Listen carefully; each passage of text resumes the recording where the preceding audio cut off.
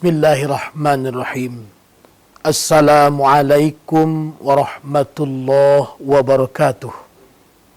Alhamdulillahilladzi hadana lihadza wa ma kunna linahtadiya laula an hadanallah.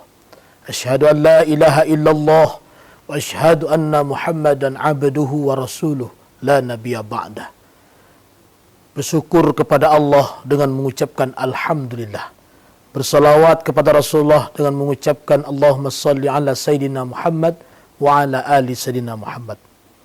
Sanak religi yang berbahagia. Pada kali ini, dalam kultum yang singkat ini, saya menyampaikan sebuah tema yang berjudul Kiat menghindari diri dari kelalaian hidup.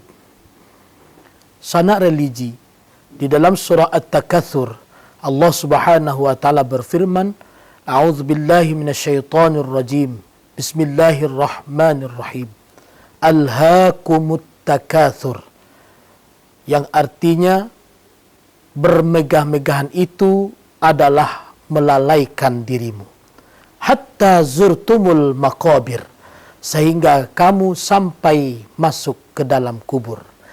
Artinya kaum muslimin sanak religi yang berbahagia. Di dalam tafsir kita melihat bagaimana tentang surat At-Takatsur ini.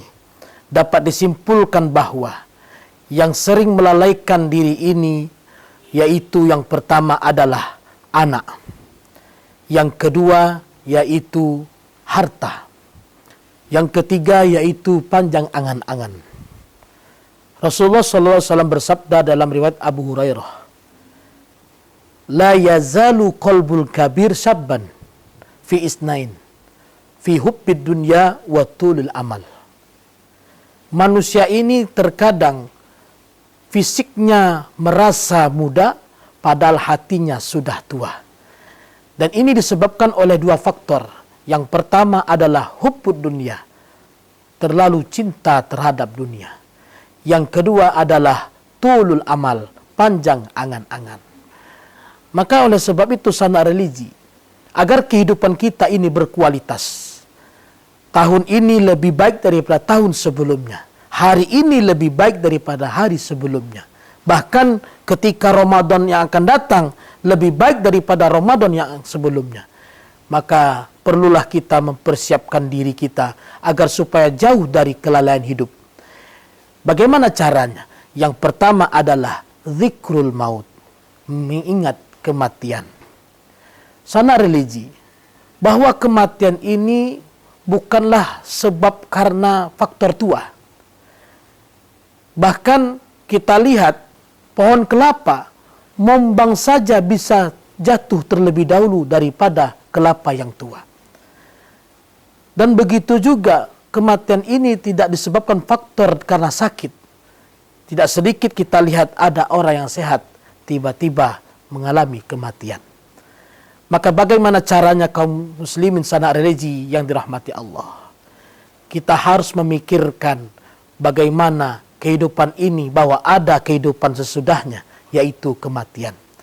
Ketika kita merasa diri kita ini terlalu hebat, merasa diri ini terlalu kaya, merasa diri ini terlalu lebih dari yang lainnya, maka cepat-cepatlah bahwa ingat, kematian adalah salah satu cara yang ampuh untuk kita menjauhi hal-hal tersebut.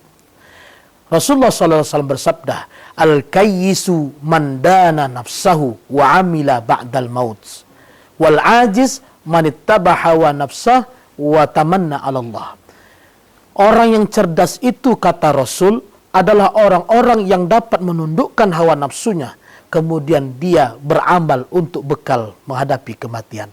Sedangkan orang yang bodoh adalah orang-orang yang selalu mengikuti hawa nafsunya dan selalu panjang angan-angannya. Sanak religi yang dimuliakan Allah, sahabat Nabi yang bernama Huzaifah bin Yaman terlihat bersedih menangis dalam kesendirian. Dilihat oleh sahabat yang lain, wahai Huzaifah bin Yaman, apa yang membuat engkau bersedih? Kata Huzaifah, yang pertama yang membuatku bersedih adalah firaqatul ahibbah. Saya sudah berpisah dengan Nabi Muhammad SAW. Kata sahabat yang lain, Bukankah kami juga merasa seperti itu? Tetapi saya sangat merasakan bagaimana berpisah dengan Rasulullah SAW. Yang kedua, yaitu haulah matlah. Bagaimana memikirkan dahsyatnya kematian itu. Sanak religi, kita sering mendengar berbagai macam para ulama, guru menyampaikan bagaimana dahsyatnya sakaratul maut. Ada dalam riwayat menyebutkan sakaratul maut itu bagaikan 300 kali ditebas pedang. Begitu rasa sakitnya itu merasuki dalam diri kita ketika sakaratul maut. Imam Ali bin Abi Thalib pernah mengatakan, saya jika seandainya kematian sakaratul maut itu dapat digantikan dengan 100 kali tombak, maka saya akan memilih yaitu 100 kali tombak. Kenapa? Karena Imam Ali bin Abi Thalib pernah mendengarkan dari Rasulullah bagaimana dahsyatnya sakaratul maut itu. Sanak religi yang dimuliakan Allah. Maka oleh sebab itu, sering-seringlah mengingat kematian agar bisa menundukkan kepala kita, hawa nafsu kita dari sifat kecintaan terhadap dunia. Yang kedua, yaitu qasirul amal. Sedikitkanlah panjang angan-angan. Kata Rasulullah pernah berpesan kepada sahabat Nabi yang bernama Abdullah bin Umar. Wahai Abdullah bin Umar, janganlah engkau berangan-angan memikirkan di waktu pagi apa yang engkau kerjakan di waktu sore.